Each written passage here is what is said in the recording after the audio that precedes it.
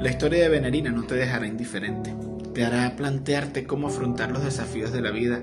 Sobre todo te hará preguntarte si en realidad es tan difícil la situación por la que estás pasando, o si estas quejas que has tenido acerca de lo que te ha tocado enfrentar han sido quizá un poco más exageradas de lo que deberían. Es una historia real muy conmovedora que nos ubica en una Italia posguerra del año 48, cuando Venerina tenía apenas 8 años de edad y era la segunda de 5 hermanos que iban escalonados en edades desde los 3 hasta los 10 añitos. Hijos de unos padres jóvenes, de escasos recursos, a quienes se les complicaba llevarles su alimento y mantenerlos y mantener el hogar, quienes vivían en algún tipo de pobreza un poco más complicada, ya teniendo esta cantidad de niños que alimentar también. Su padre, en una oportunidad, se consiguió con un hombre de extraño proceder, de dudosas costumbres, que le hizo una propuesta. Para llevar comida a su casa le dijo que entraran a una finca y se robaron un ovejo. Su papá, muy dudoso, no lo aceptó por tentador que fuera alimentar a su familia. Sabía que era algo que no era correcto y que además sería penado con la ley, el robo de un animal de cría. Aquella persona le planteó otra opción. Se veía menos complicada, se veía más inocente. Le dijo: ¿y qué tal si me acompañas y tú esperas afuera de la finca y solamente entro yo? Y lo que me voy a traer es algo de queso, porque allí hacían queso. Eso no les va a afectar en nada y podrás llevar queso para tu casa esa noche y yo para la mía. Ante esta segunda propuesta lo vio como algo más inocente. Más inocente habría sido si solo hubiese sido eso.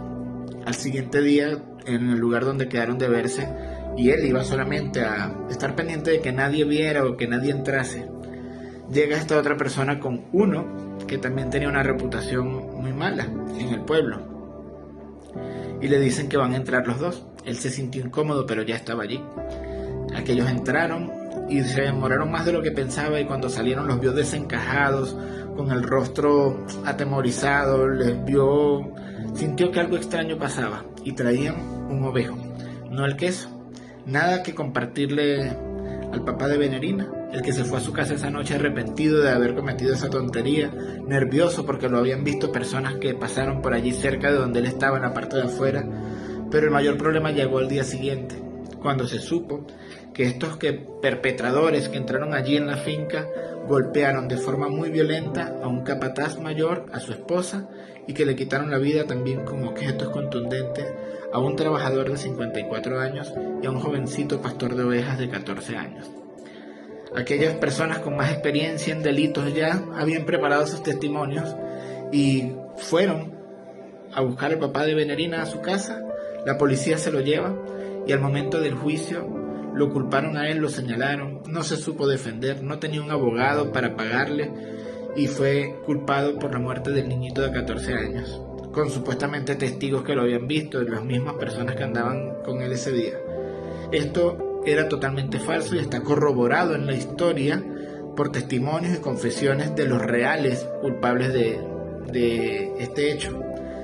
Fue condenado a cadena perpetua, dejando a su madre, a su esposa, a la madre de Venerina, a María, en una situación muy complicada, con 5 niños a los que alimentar, pobreza y sin el proveedor de la casa.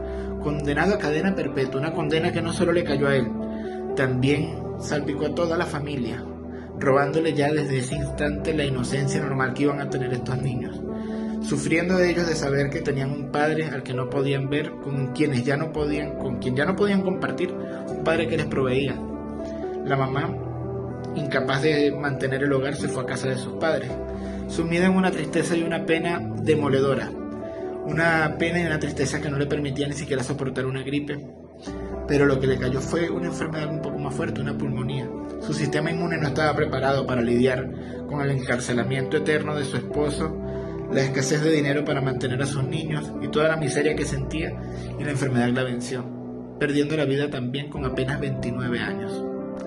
Los niños quedaron con sus abuelos, huérfanos de madre, con un padre al que no podían ver, de quien habían sido separados, y los abuelitos tampoco contaban con los recursos para mantenerlos y tuvieron que tomar la difícil decisión de separarlos. Acudieron a conventos, orfanatos, buscando dónde llevarlos.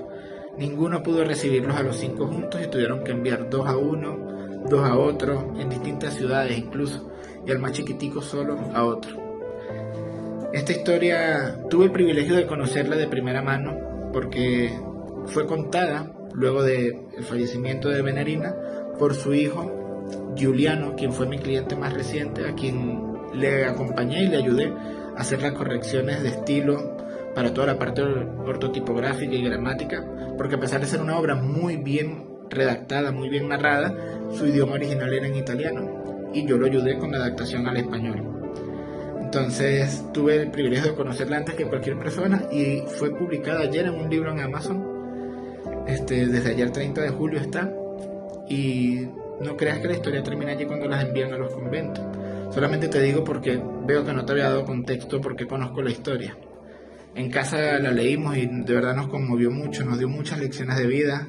Estas niñas que se fueron juntas al convento, Venerina con su hermana mayor, 8 y 10 años, no tuvieron allí un crecimiento con beneficios más allá de tener su bocadito de comida, porque era muy duro también.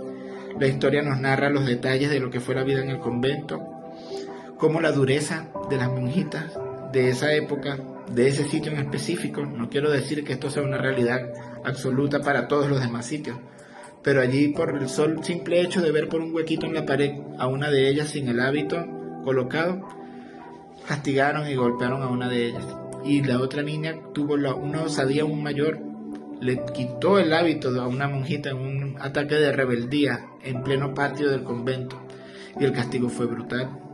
Le cayeron a patadas a la niña en el piso. Es una historia muy fuerte que tampoco termina allí. Luego vemos lo que pasó con la vida de Venerina, cómo luego emigró a otro país, regresó, y muchos detalles que tendrías que leer para entender, pero marcada por mucha lucha, por más que vivir era sobrevivir, por muchas noticias fuertes, por otras desgracias, y todo es una historia de resiliencia, la lucha por sacar al papá también, por luchar por él.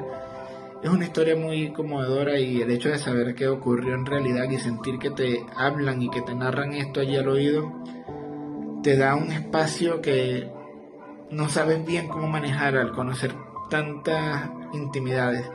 Pero entiendo que la misión es darle voz a una persona que no tuvo cómo comunicarse, que no tuvo cómo expresar estas cosas, y darle un espacio en la actualidad para que con su testimonio mejore la fuerza y la resiliencia y el aguante de todas las demás personas que tengan también el privilegio de conocerla.